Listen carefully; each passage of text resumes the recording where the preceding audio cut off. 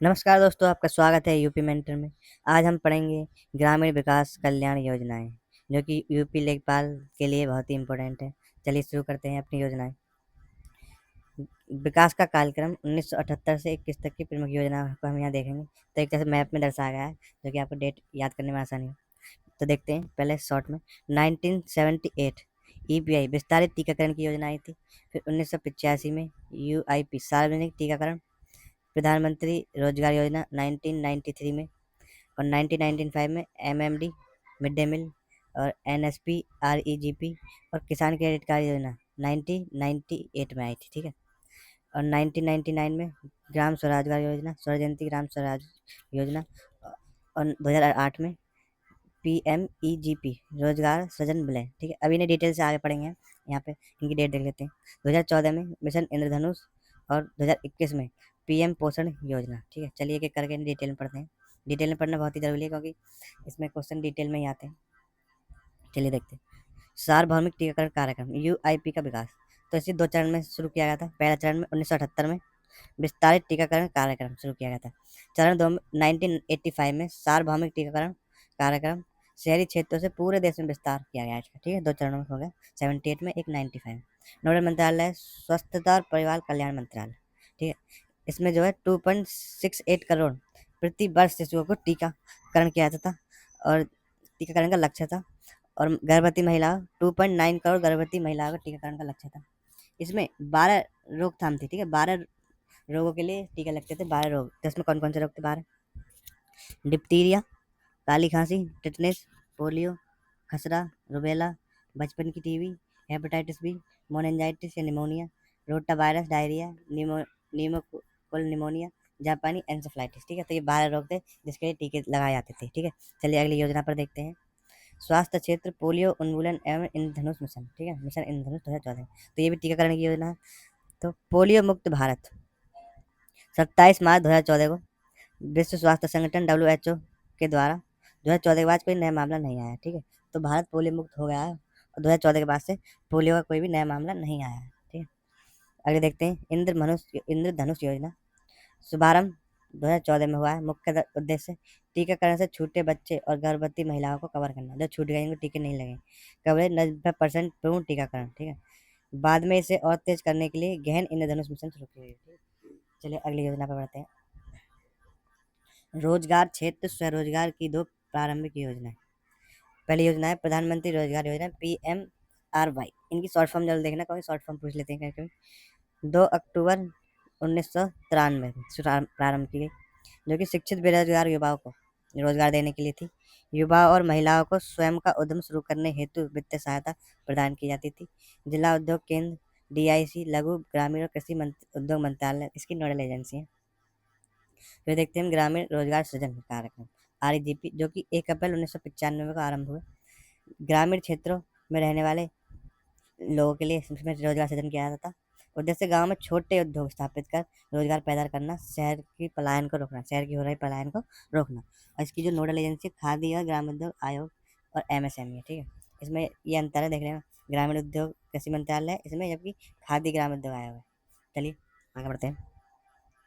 रोजगार क्षेत्र PMEGP का महाविलय 2018। ठीक है, तो जो प्रधानमंत्री रोजगार सृजन कार्यक्रम है PMEGP, तो इसमें जो है कौन कौन सी योजना को विलय किया गया? तो ये हमारे पास शिक्षित युवा के लिए 1993, और REGP 1995 जो ग्रामीण उद्योग के लिए जो योजना थी, उन्हें 15 अगस्त 2008 को विलय करके प्रधानमंत्री रोजगार सृजन कार्यक्रम शुरू कर दिया गया। मुख्य उद्देश्य गांव और शहरों दोनों में रोजगार के स्थायी अवसर प्रदान करना था। ठीक है, तो इसका योजना का विलय किया गया था इसमें। ठीक है, चलिए अगली योजना पढ़ते हैं। सामाजिक कल्याण राष्ट्रीय सामाजिक सहायता कार्यक्रम NSAP। ठीक है, जो कि 15 अगस्त 1995 को शुभारंभ हुआ। नोडल मंत्रालय है ग्रामीण विकास मंत्रालय। और गरीब रेखा BPL से नीचे जीवन यापन करने वाले वृद्ध, विधवाओं, विकलांगों, संकटग्रस्त परिवार को पेंशन दी जाती थी इसमें। ठीक है, तो इसमें कौन कौन से घटक थे? वर्तमान में 5 घटक है। विस्तृत विश्लेषण अगली स्लाइड में देखते हैं। पहले देख लेते हैं वृद्धावस्था पेंशन। इसमें वृद्धावस्था पेंशन दी जाती है। परिवार लाभ योजना, मातृत्व लाभ योजना। तो ये तीनों योजना 1995 में शुरू की गई थी। विकास वर्तमान संरचना आगे देखते हैं। ठीक है, तो इसमें 3 वृद्धावस्था पेंशन, परिवार लाभ योजना, मातृत्व लाभ योजना तीनों दी जाती है।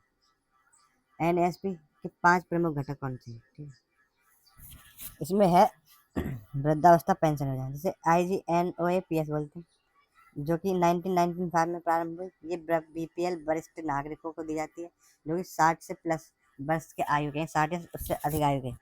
फिर है विधवा पेंशन, IGNWPS 2009 में प्रारंभ की है। ये बीपीएल विधवा महिलाओं को दी जाती है जो कि 40 से 59 वर्ष तक की आयु की हो। फिर है विकलांगता पेंशन, IGNDPS, जो कि 2009 में प्रारंभ हुई।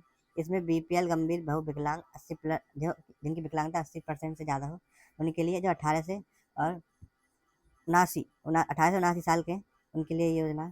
फिर अगली योजना देखते हैं, NFBS परिवार लाभ योजना, जो कि 1995 में शुरू हुई। इसमें क्या है, प्राथमिक कमाऊ सदस्य की मृत्यु पर एक मुश्त सहायता दी जाती है जो कि 30,000 होती है। ठीक है, 18 से 60 वर्ष की आयु के लिए। ठीक है, फिर अन्नपूर्णा योजना 2000 में प्रारंभ हुई है। पेंशन से वंचित वरिष्ठ नागरिकों को क्या जाता है, मुफ्त अनाज दिया जाता है, गेहूँ या चावल। तो ये 5 योजनाएं किसके अंतर्गत है, ये राष्ट्रीय सामाजिक सहायता कार्यक्रम NSAP के अंतर्गत है। ठीक है, चलिए अगली योजना देखते हैं, शिक्षा एवं पोषण MDM, मिड डे मील से PM पोषण तक। ठीक है, तो सबसे पहले जो इसका योजना का नाम था मिड डे मील था, जो मिड डे मील मिलता है सरकारी स्कूलों में, खाना मिलता है बच्चों को। 15 अगस्त 1995 शुरू हुई, जिसकी नोडल एजेंसी थी शिक्षा मंत्रालय। लाभार्थी प्राथमिक 1 से 5 और उच्च प्राथमिक 6 से 8 तक के लिए इसमें मिड डे मील दिया गया। फिर देख लिया अगली योजना, PM पोषण शक्ति मिशन निर्माण, जो कि 2011 में प्रारंभ हुई। अब प्री प्राइमरी और बाल वाटिका 3 से 5 वर्ष की आयु के बच्चों को भी इसमें शामिल किया गया है। ठीक है, तो इसका नाम चेंज करके PM पोषण शक्ति निर्माण 2021 कर दिया गया है। योजना के 3 मुख्य लक्ष्य क्या क्या है, बच्चों के पोषण स्तर में सुधार करना, स्कूलों में नामांकन और उपस्थिति को बढ़ाना, खाली पेट बच्चों की एकाग्रता की समस्या दूर करना। ठीक है, चलिए अगली योजना बताते हैं, कृषि क्षेत्र, कृषि क्रेडिट कार्ड, KCC योजना प्रारंभ हुआ 1998 में, RB गुप्ता समिति की सिफारिश में। किसकी, RB गुप्ता समिति की सिफारिश में। इसमें क्या है, 5 लाख तक का ऋण बिना गारंटी के उपलब्ध रहता है। ठीक है, किसानों को 5 लाख तक के बिना गारंटी का ऋण दिया जाता है, जिसमें कि केवल 4% सालाना न्यूनतम ब्याज और साथ में रुपे ATM डेबिट कार्ड की सुविधा भी प्रदान की जाती है। ठीक है, रुपे मॉडल एजेंसी, नाबार्ड द्वारा मॉडल तैयार किया गया, कॉमर्शियल ग्रामीण बैंक को सहकारी बैंक के द्वारा लागू किया गया। ठीक है, ये इंपॉर्टेंट है, ध्यान रखना है।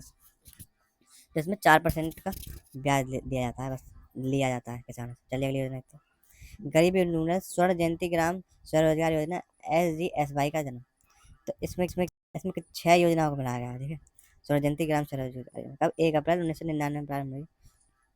तो इसमें है एकीकृत ग्रामीण विकास योजना, ट्राइसेम युवा रोजगार, ड्वाक्रा महिला बाल विकास और सिट्रा उन्नत टूलकिट और GKY गंगा कल्याण योजना।